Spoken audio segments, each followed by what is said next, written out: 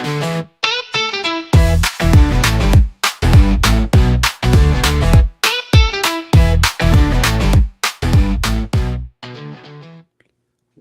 afternoon, ladies and gentlemen, boys and girls. Welcome to another episode of Sports with Sunshine, brought to you by the Sports Lounge Media. I want to say a quick shout out to our sponsors, the Mogul Brand and the Diamond Collection, for making the Sports Lounge Media what it is. And remember, guys, if you ever need to find any of our shows, all you have to do is go to www.sportsloungemedia.com, where you can find great shows like Sports with Sunshine, the Down South Philly Show, SLM Bets, the Marshall Experience, and so much more. If you enjoy these videos, guys, do me a favor, hit that like button, tap the subscribe button, and turn the notifications on so you never miss a great episode of Sports with Sunshine. Tonight, I have a special guest. As I told you guys all week, I knew we were going to have to get into this. This is directly from the Giants camp, guys, right from the streets of practice. New York fangirl. I'm going to hand the reins over to her. She's going to let you know where you can follow her and how you can get up to date on your Giants news. Take it away. Thanks for having me. My name is Adriana. My social channels are at New York Giants Fangirl, and I have been at all of the Giants practices. We have a lot to discuss, especially everything that's going on in the NFC East. And I also have a podcast called Empire State Sports Report. There's a new episode out today recapping practice, and I'm talking with Giants and Jets reporter Connor Hughes. So we get a little insight into the Jets practices, how they're different than the Giants, and what he thinks the teams are going to look like this season. So it's a great episode. It's on YouTube and anywhere you can find podcasts. Ooh, so we got a little bit of a double dip. You get all your New York stuff from one spot. I want to say thank you for carving time out of your busy schedule to come on the show. As she is correct, guys, we do have a lot to talk about. The Giants are one of those teams that are kind of in the middle of a segue, right? They had a great draft. I thought that the Giants had an incredible draft. Now we're starting to see some of these young guys come alive on the football field, on both the defensive and the offensive side of the ball. There's a lot to be excited for. Now, Adriana's probably not going to be happy with my prediction of the Giants, but a lot of Giants fans are not happy with my prediction of the Giants. And if I'm wrong, I will eat my words on this show live. You guys will watch me, because I do think that the Giants have the possibility to be one of those sleeper teams that kind of ruins people's seasons. Don't necessarily know that they're a playoff team yet, but before we get into all that, we've got to go to the defensive side of the ball, because obviously there is a name that us as Eagles fans kind of are a little weary about, because we've heard some good things. We might have two really great tackles, guys, but Abdul Carter, okay, the third overall pick, if I'm not mistaken, that went to New York, an absolute force of a man at Penn State, and all I have heard is good things regarding Carter. Could you give us a little bit of an insight of what this monster of a human being has been doing at Giants camp? I am obsessed with him. Like, every time I'm at practice and I come back and I do my recap videos, I'm like, I just want to talk about Abdul Carter, because everything that I've seen from him is amazing. And maybe it's because, as Giants fans, we've been subjected to some pretty brutal talent, to be honest, over the last couple of years, that to finally see someone who's good at everything they do and has an arsenal of moves, as Malik Nabers called it. He's not just like a one-track guy who's only good at doing one thing. He's super versatile. He's got an incredible spin move. He can play off the ball linebacker. He can play edge rusher. He's going to be used in all different ways. It's super exciting. And, I think it's also refreshing to hear from the national media, from Kay Adams and from Mike Garafolo, from people who have been at Giants practices. I saw NFL Network filming there on Friday. To see someone like Abdul Carter in person and to hear that they are saying the same things that Giants fans and analysts and reporters are saying, it's like, okay, maybe we're not crazy for once. There are actually people who know what they're talking about and who've watched a lot of film and XYZ who agree that Abdul Carter is different. He's built different. The bend, I've seen different analysis of the way that his ankles move differently, how he's able to just get all over the field.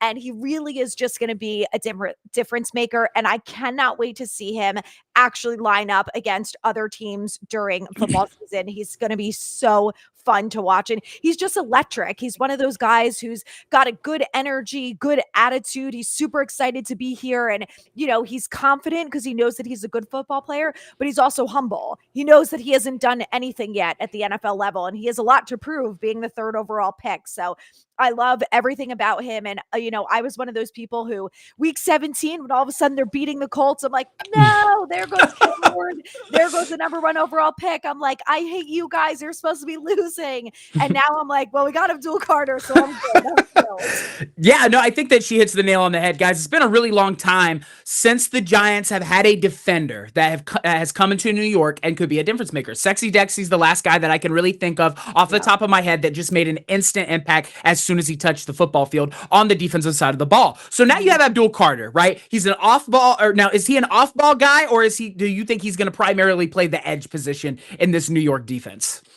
I think it's going to be a 50-50 mix. And, if we didn't have Brian Burns or Kayvon Thibodeau, I would say he's probably going to be more an edge guy. But I think because they actually have those other guys that they can do a real rotation from an edge rusher position. And, Shane Bowen has said a lot. We want the best 11 guys on the field every snap. So if that means Abdul Carter, but having Kayvon and Burns on the outside and him somewhere else, then I think it'll be a mix of all of those things. Incredible. Yeah, I think that, and I can't help but think about Jihad Campbell. It makes me think about that. The fact that Jihad is getting reps. I don't know like what you guys have seen about the Philadelphia Eagles camp, but Jihad is also getting reps off ball and on linebacker. But I think that these two are going to be the best defenders in this draft when we look at it.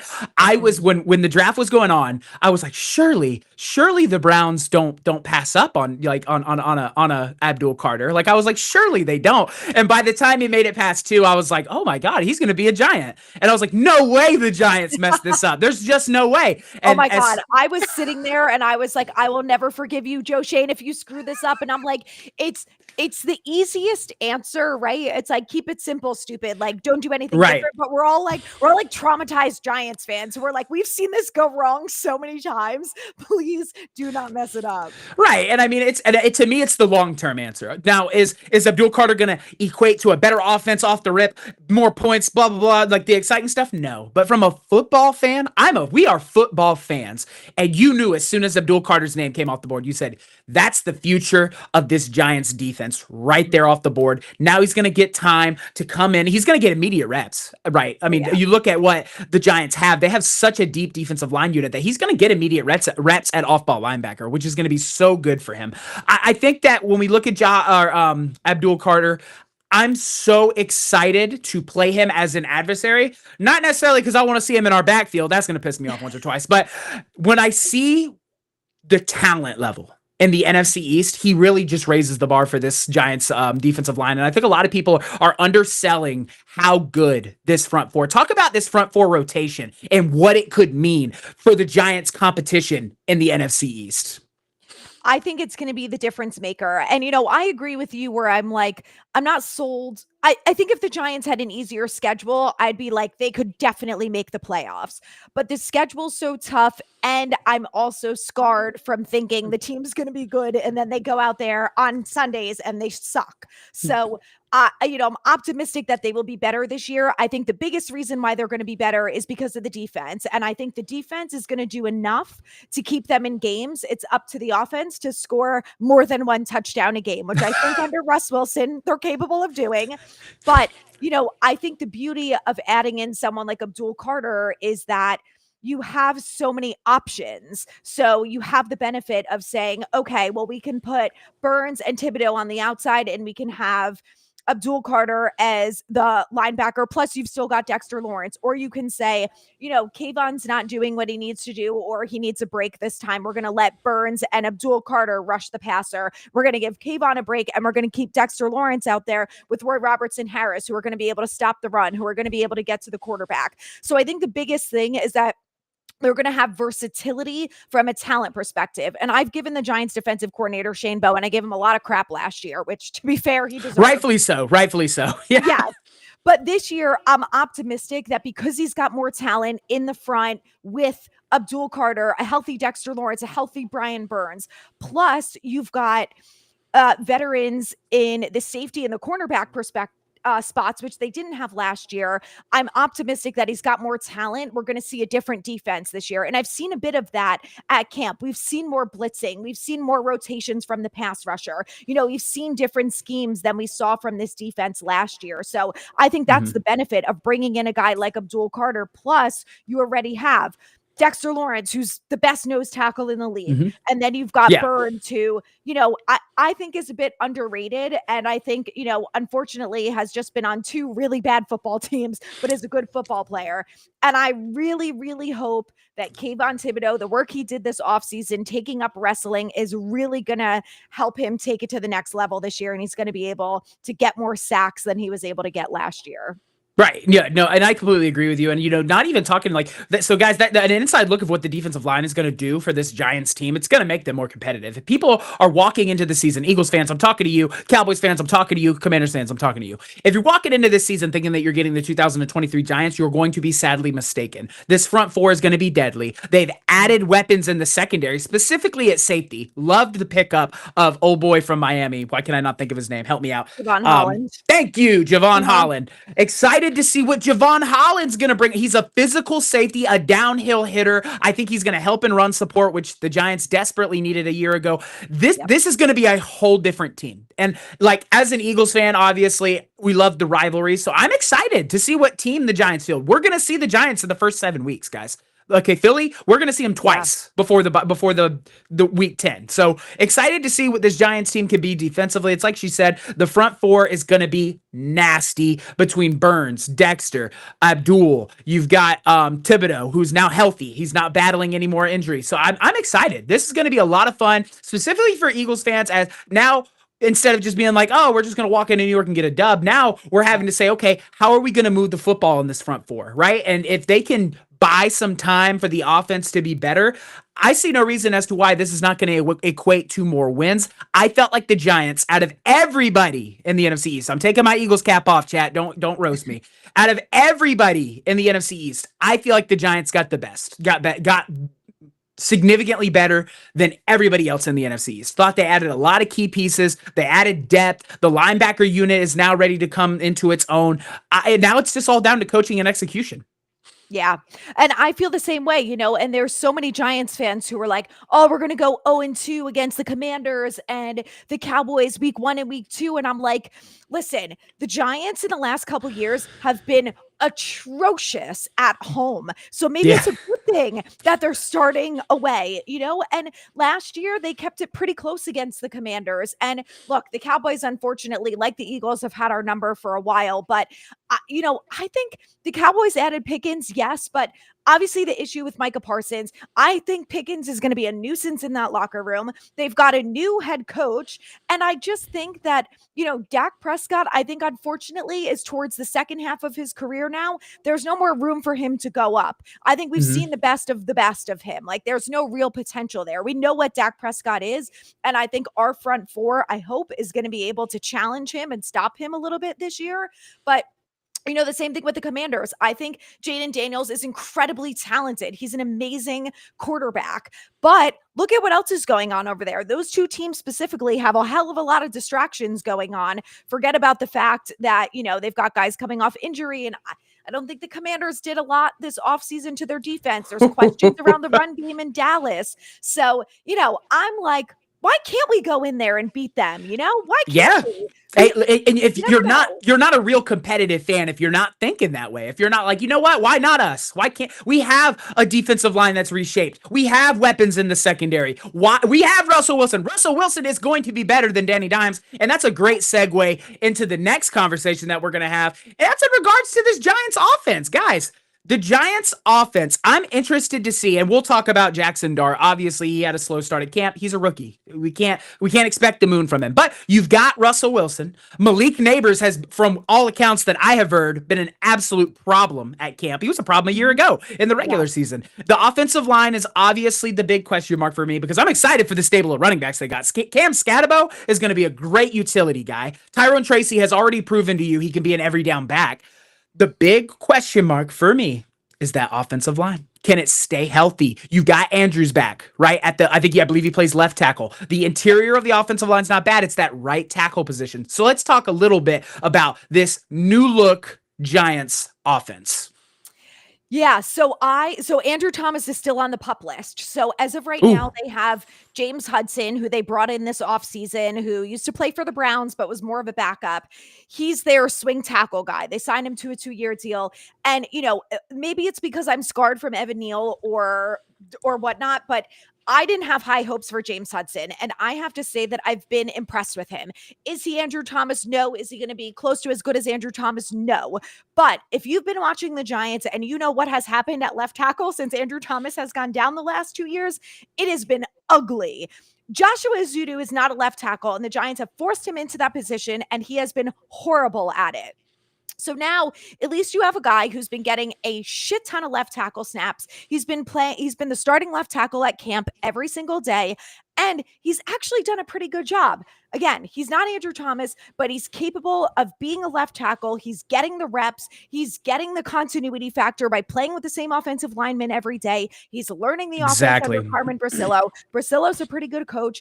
And on top of that, now he's got a veteran quarterback. And, there's a lot of talk about Russell Wilson is that he's not the Super Bowl winning Russell Wilson anymore and whatever. And I agree with that. But my expectation is not that Russell Wilson is going to go out and win us a Super Bowl. My expectation is that Russell Wilson is going to go out there, run this offense successfully, help the offensive line because he's going to be able to take some of the stress off of them by being able to call an audible, know, what the defense is running when they when they do pre-snap motion, things like that. Right.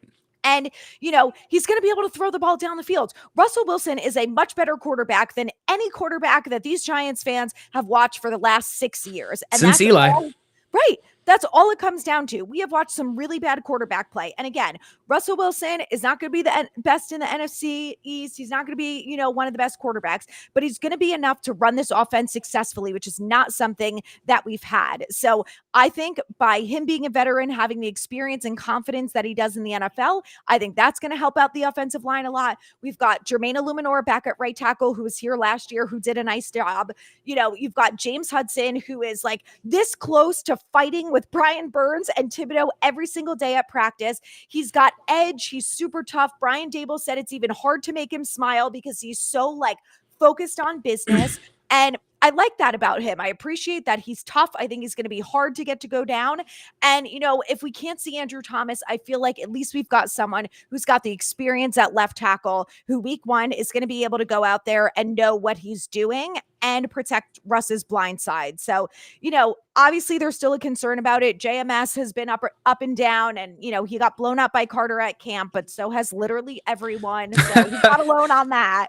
It's a good and bad problem to have, right? We hear all the time as Eagles fans, Quinyon Mitchell just got another interception today. And when you're an Eagles fan, you're like, man, is that a good thing or a bad thing? Because, right. It's our quarterback that's throwing it to him. But guys, practice, a lot of people don't understand. When you see these stories at camp where players are struggling or players are having to take some time, that is the entire point of camp. Practice is where these players are supposed to fail so that on Sundays, we're not throwing interceptions to the other team that, so the offensive line can deal with the pass rush. The whole point of practice, guys, is to fail. So when you see all these stories, don't just throw your season away and then set it on fire. That's the whole point. The whole point of camp is to see failure so that we can build upon it. I think she hits the nail on the head. When we look at what Russell Wilson can bring to this Giants team, it's monumentally bigger than what Danny Dimes was going to bring. And that's not a slight to Daniel Jones. I thought that during his time in New York, Daniel Jones did exactly what was asked of him. He just never did more than that. I think Russell Wilson can give you a little bit more of that. Now, while I agree with you, I think Russell Wilson's in the twilight part of his career where he's not necessarily going to be leading the East in yards. But we look at Jalen Hurts. You don't really need to do that to win, right? Jalen Hurts is not leading anybody in any yards or touchdowns. But when the moment matters the most, that's when you want your quarterback to play. And that's all they need from Russell Wilson. I thought he did a decent job of that in Pittsburgh a year ago. I mean, he got him to a playoff spot. I don't see any reason why he can't make this offense better. Now, the offensive line is obviously my only concern, but you've touched on that where there's some guys filling in. Hopefully we don't have another Evan Neal situation where he's being forced to play right tackle. She said the name Evan Neal. Said, oh my God. Yeah, so I think that, Andrew comes off the pup list once the regular season starts, the offensive line, and a word she used that I really, really enjoy as a former athlete, as a former offensive lineman, continuity. It's so, guys, you don't understand how important it is for a group of 5 to play with each other over the course of 1,000 reps. It means the world, that continuity, so that once game day comes, things are hitting like this. There's no buffer, because when there's buffer, that's when you're going to start seeing offsides penalties. That's when you're going to start seeing guys go out of rhythm, in zone blocking, those different things. So really liked the use of terms there. I think that this Giants offense can be a little better. Now I was a little rough on their predictions, and we'll talk about that here in a little bit. But offensively, Jaxson Dart. Do we feel like Jaxson Dart really can? Because obviously we both talked about it. Russell Wilson's not going to be in New York forever. He's there to mentor and be the bridge for Jaxson Dart. Now, obviously we heard some rough tales of camp. His very first pass was an interception for a touchdown, but I have heard he has been getting progressively better as camp has progressed. Let's talk about Jaxson Dart for a minute. Yes, he has. And he even said after one of his better practices, not this past Sunday, the week before, he said he feels like the game is finally starting to slow down for him, and that, he's able to process a little bit quicker and make smarter decisions and things like that. So, I didn't love the Jaxson Dart pick at the time. If I'm honest, anyone who's on my live stream, you guys know, but I'm coming around to it. And I think the biggest thing is he should not be playing this year. And it's not because I don't think he's talented or because he's good. I think ultimately, number one, Russell Wilson gives us the best chance to win. Number two, there are a lot of things that Jaxson Dart has to continue to learn and improve upon. And he has been improving steadily. I've noticed during camp, he's able to get through his reads a little bit quicker. He's able to go through them and process and make smart decisions. He hasn't thrown any more pick sixes, which is the big thing, right? Like, he also said after that pick six, he saw Nick Jones, the cornerback, coming, but he wanted to see if he could make it through that tight window. And that's another thing that he's learning, is that those windows close a hell of a lot faster in the NFL than they do in college. So he's learning, can I get away with that throw? And that's, like you said, I want to see that in camp. I don't want to see it in game. Exactly. Throw as many interceptions as you want in camp. Figure it out that you can't do it and you can't make that throw in preseason. But he's got a great arm. He's got really nice arm strength. He's accurate. He throws a nice deep ball.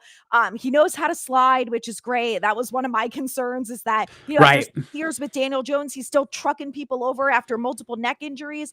And, I don't know if you watched the Barstool Gruden thing, but, Gruden said to him, like, you're the quarterback. You have to live to see another down. You can't go out there and think you can truck these 300-pound men in the NFL. So, I saw him slide at practice. He's learning. That's really important, that he's able to protect himself and do that. So, I've seen good things from Dart. I think he's learning, but in no way, shape, or form would I feel confident enough that if Russell Wilson goes down week 4, to see Jaxson Dart. I do not want to see him at that point. Go to Jameis Winston. I don't care if Jameis Winston throws 3 interceptions. Like, that's my expectation for him at this point. It is what it is. If Russell Wilson goes down, I'm going to be out here being like, the season's probably over. Let's give Jameis some weeks, see how it goes. And then you can play Dart at the end of the season and let him get some NFL reps. But I don't want them throwing in Dart if Russell goes down, being like, he gives us the best chance to win, because I personally just don't think he's ready. I think that was the plan when they drafted him, is that he's a little bit of a project and he does need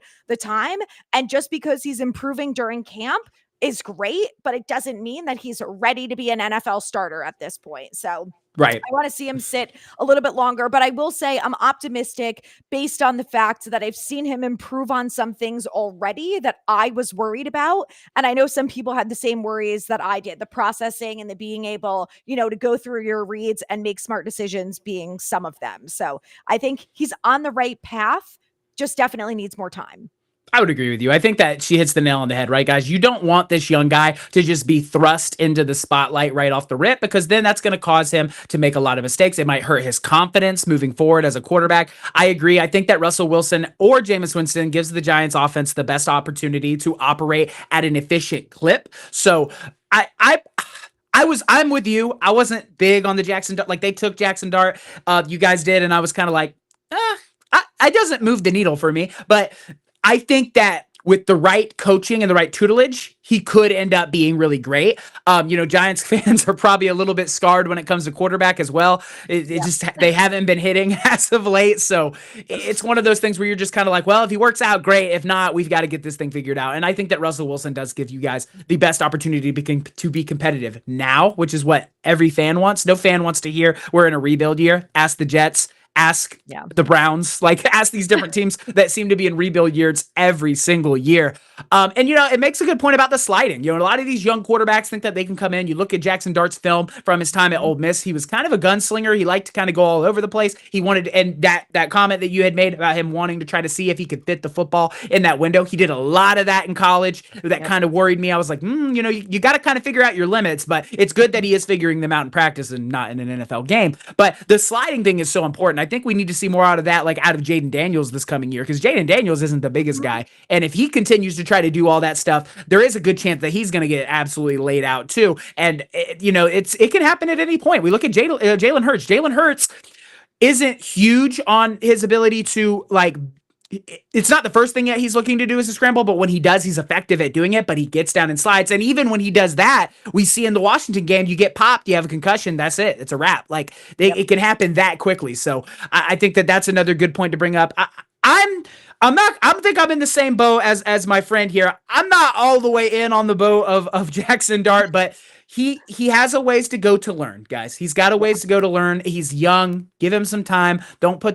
We see all these young quarterbacks, Jaden Daniels, Bo Nix, coming in and just lighting the league up. So naturally, fan bases are like, well, I want my quarterback to do that. Guys, not all quarterback is created the same. You've got to give these guys time to learn the NFL curve. Yep. So that brings me to our next point, where we can talk a little bit about the overview of the New York Giants. Okay, we've talked about the offense. We've talked about the defensive line. In your opinion, as a Giants fan and analyst, because she goes way beyond fan, guys. She's on the sidelines. She sees it. She's just like we are. She's an analyst at this point. What are your true expectations for the 2025 Giants? I expect them to be significantly better than they were last year, a better product on the field. That means less mistakes, less penalties, more touchdowns, more sacks, more interceptions.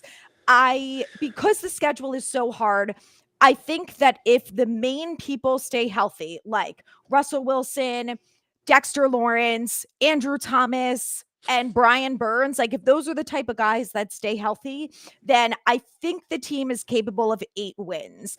If the schedule was easier, I would say that I think that they could probably win 10 and maybe have a shot at the playoffs. But right now, I'm at the point where they have a much more talented roster. I expect to see better football this year. But because of the schedule, I just am not sold on it translating to wins, which is unfortunate, but it is what it is. I think that if we see that, so many of us will at least feel like they're headed in the right direction versus being like, what are we doing? Do we need a new coach? Do we need a GM? We need a new quarterback. We need a new everything.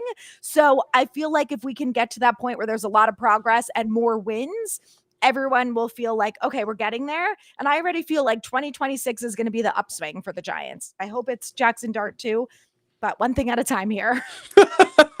And I completely agree with you. I think that she hits the nail on the head again. Being a more down to earth fan rather than in Dallas, where what's that thing we like to hear from Dallas fans? This is the year Dak Prescott's coming back and we're gonna. No, you're not. No, you're not. No, you're not.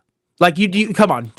We've seen this. This the same song and dance that we've been singing. If anything, the Commanders have gotten closer to a Super Bowl. The Commanders have stepped on a championship field before the Cowboys, and that man just got to the NFL. Jaden Daniels just got here, and he's already stepping on championship fields. There's so much that needs to be expected out of the Dallas Cowboys. But when we look at the Giants, I agree. I think that this Giants team is 1 year out. That sucks to hear as a fan, but at the same time, it gives you a little bit of hope, right? Let's say they do come in this season and they tear it up defensively. They don't win as many games as they would like to, but defensively, hold on, there we go. But defensively, they are a force to be reckoned with, right? They end the year top 15, top 11, in those kind of, and they post those kind of numbers, and you're like, hey, you know what? Maybe we only did get 6 wins, but we were competitive in all the games we played with this hellacious schedule that for some reason the NFL seen a team that struggled a year ago and they said, you know what? Let's give those people the hardest schedule in the NFL. It blows my mind. But not Buffalo. Absurd. No, not Buffalo. No, Buffalo. you know what also pissed me off is that the Patriots, who had 4 wins, they have an easy schedule. I'm like, what the hell? How does this work? It's such BS. I'm convinced that Goodell at this point doesn't really care for the NFC East. He's probably tired of that, right? because he got a bit. 13, 14 championships between all of us. He's probably just tired of seeing us win them. So at this point, he's trying to keep it down. But man, I seen the schedule come out and I was genuinely amazed. I was like, how that first 6 game stretch is one of the worst I have ever seen. Like in terms of a young team that has to go into some environments. Like you have to play this defending. Well, we don't like to use the word defending in Philadelphia, but the previous year's Super Bowl champions backed and literally it's us. Then I think you get a break with the Saints and then you play us again. Yeah. And the Saints in that 6 game stretch, the Saints is the only like bad team that you play. Outside that, you got Kansas City, you got Washington, you got Dallas. I think you guys have Parker. Denver. And then the Chiefs. We play the Chiefs on Sunday night at home. That's our home opener is the Chiefs. I'm like, are you guys for real? Like, what did you do to deserve this? And then we have 2 division rival away games. Let me tell you this right now. If you guys beat the Chiefs, at home, that next Monday, we're getting on that next Monday. Yes. I'm going to go ahead and tell you right now because that would be absolutely incredible. So I'm going to go ahead and then tell you. I don't know if you've seen my NFC East predictions video, but I only gave your Giants 4 wins, and I know it. It sucks. There are 2 teams in my predictions that I feel like can make me eat my words, and that's the Giants and the Colts. I gave them both horrible win totals, and because I'm more of at a point where I'm like, okay, I need you to prove to me that you have gotten better. I do think you guys are going to be better on the defensive side of the ball, and that's kind of where I'm like, shit, 4 wins is low for a team that's going to be good on the defensive side of the ball. So if I'm proved wrong, I'm going to make reaction videos. I'll stand in the paint, but right as it sits right now, I don't know that I trust Daboll. And I do want to ask you about Brian. Is this a year where Brian Daboll is coaching for his life? I know that it's a hard schedule. I know that it's a new team, but we look at the New York Giants over the past few years, and Brian Daboll's best season, the Giants go 9-8 and they're a wild card exit. Is this a year where Giants fans are like, all right, Brian, I get you don't have a lot to work with, but we've kind of been seeing this same song and dance for a while? Or do you think that he would get an extra year because of how difficult the schedule is? So I think it actually was more about the quarterback and what they did this offseason. I think if they didn't draft Jaxson Dart, he would be coaching for his life. I am under the belief that there were a lot of conversations between January and April. And after the final decision was made and they drafted Jaxson Dart, I personally believe that John Mara gave Shane and Daboll his word and said, as long as this football team is competitive and there's a better product on the field this year, you guys are set through 2026. And the biggest reason that I think that is because John Mara has said publicly many times that they are the reason why Daniel Jones' career with the Giants was so screwed up. And I think that he is not willing to do that with Jaxson Dart. And I think he said, if they're really on board with Jaxson Dart, they believe in him. You know, we brought in all these guys in free agency, that we drafted Abdul Carter. This team should be better. The schedule is what it is, but this team on paper and on the field should be better week in and week out. But as long as they're competitive, as long as they win games, and Jaxson Dart has a future, then I think that's the most important thing, because I really believe that unless they go 0-17 or 1-16 and they end up with the first overall pick, right? I think that's the only way where everyone gets fired, because then the new GM could pick his own quarterback. And unfortunately, Jaxson Dart doesn't matter at that point. But he's kind of in limbo, right? Yes. And I just think that John Mara, he's like, we drafted this guy, like he's our new Daniel Jones, he's our new franchise guy. Like, I don't want to screw him up like I did with Jones. We improved the line. You know, we drafted Marcus Bowe, who could maybe be the future right tackle or swing tackle of this team. You know, we brought in all these young guys. We brought in these veterans. Like, you know, we're in the upward process. I think he doesn't want to throw Jaxson Dart under the bus and to the wolves by saying, well, tough shit. Dable couldn't get it together. You have to deal with a new coach, a new offensive coordinator, a new offense to learn, like the whole nine. Right. And the other thing is something that stood out to me recently is Malik Nabers, aside from the fact that he's beloved by the fan base and the front office and everything, he said during an interview with Kay Adams that Brian Dable sat down with him and Joe Schoen, and they had a lot of conversations about their plans in free agency and their plans in the draft. And they asked Malik's opinion on this quarterback, on if we bring in this guy in free agency. What do you think about Abdul Carter? What do you think about this guy? So to me, if they also turn around and fire Dable, guys like Malik Nabers are going to be really upset. And that is the problem. We're already worried about Malik Nabers last year when he's like rolling his eyes at Daniel Jones. I'm like, we can't, whatever you said, please. We need to keep him in New York. He has got to stay in New York. Yeah. Like, I'm interested to see, guys, if you're in the chat, drop it in the chat, whether you watch the replay or whether you're watching live. Is this a make or break year for the Giants? Let me know in the chat. I'm interested always to hear what you guys think, but I agree with her. I think that right now, out of everybody who's on the Giants, the two players that probably matter the most, Abdul Carter, Malik Nabers. You got to build around both of them. If you want to see sustained long success, you've got to build around both of them.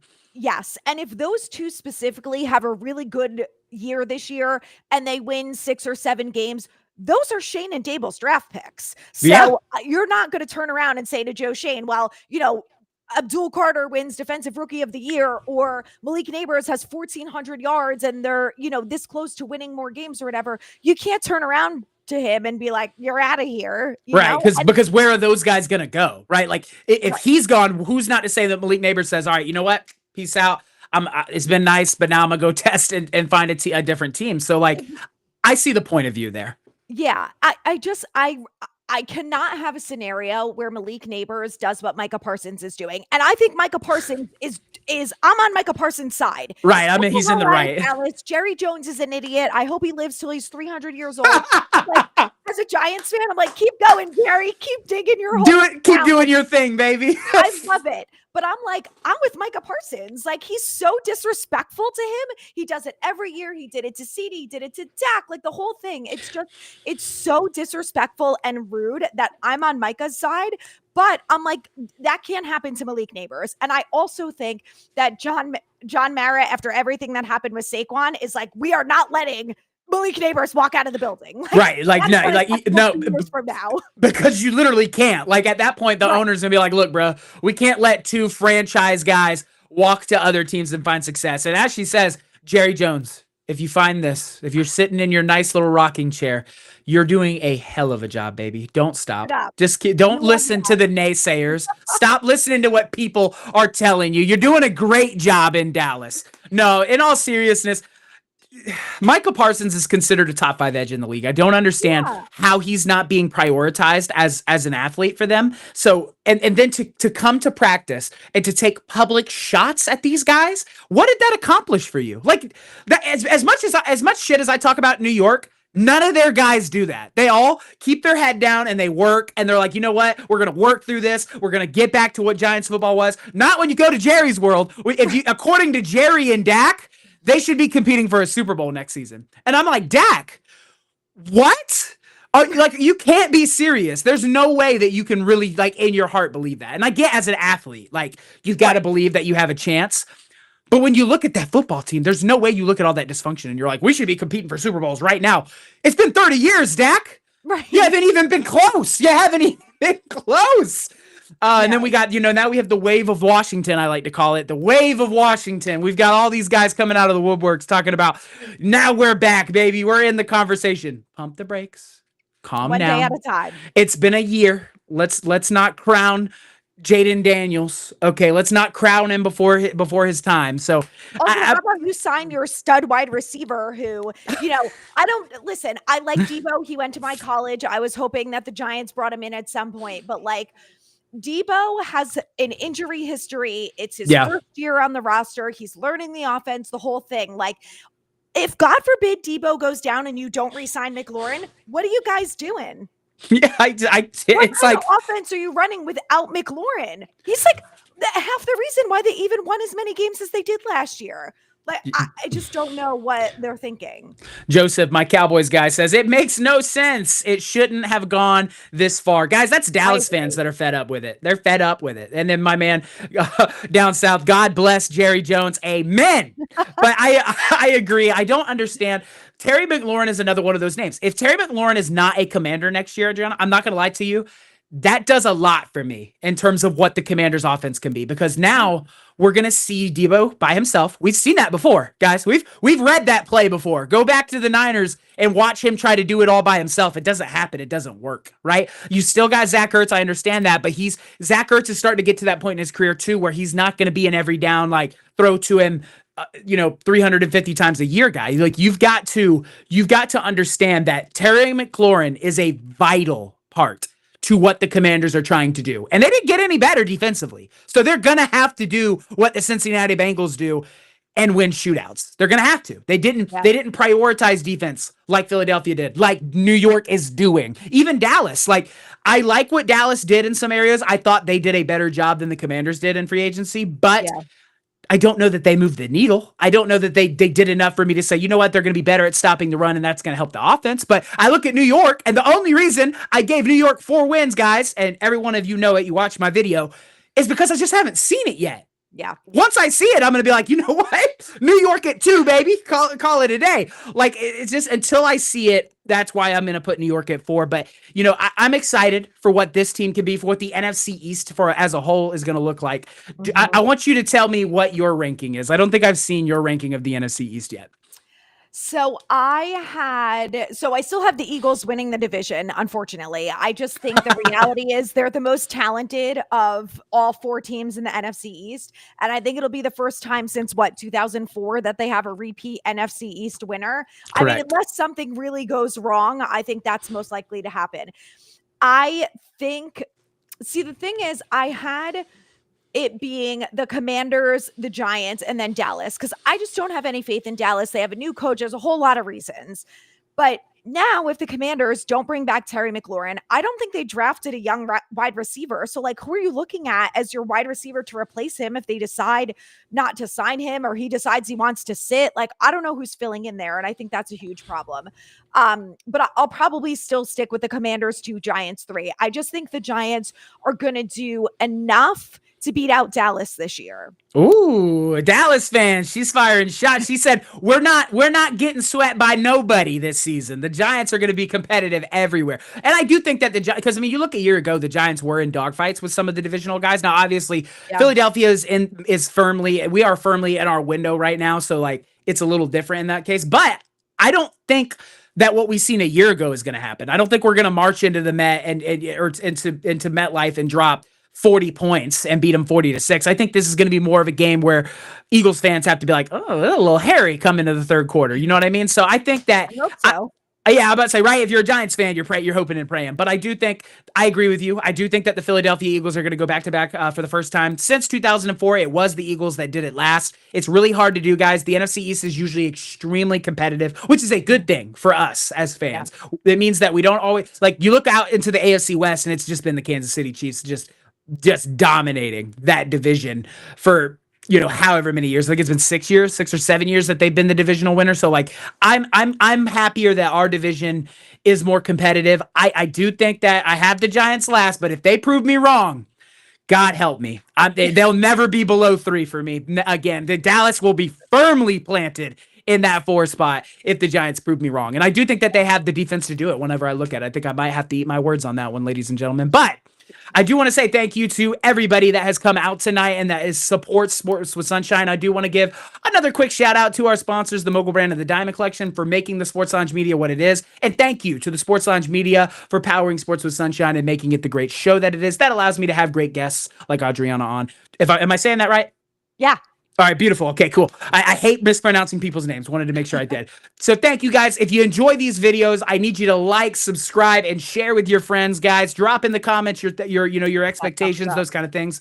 I really appreciate you guys. Set those bells so that you never miss a second of Sports with Sunshine. Remember, if you go to www.sportsloungemedia.com, you can find great shows like Sports with Sunshine, the Down South Philly show. My man Down South runs one of the best Eagle shows I've ever seen, as well as the NFL. We have Sports Lounge Media bets if you want to get your money up, not your funny up. We've got the fantasy guru over at the Marshall Experience who can help you with all your fantasy needs, so you can do a little bit of bragging this year. We also have a Patriots cover and Ken's Pats Talk. We cover the NFL, the NHL, the MLB, and some college sports, guys. If it's sports, the Sports Lounge Media covers it.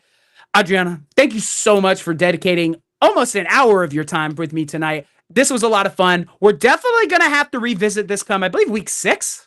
We run in with you guys, so we'll definitely have to do a show that Monday.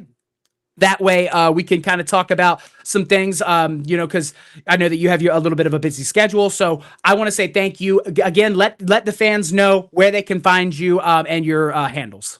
Yeah, thank you so much. I'm at New York Giants Fangirl on all social media channels, and my podcast is called The Empire State Sports Report. Yep, guys.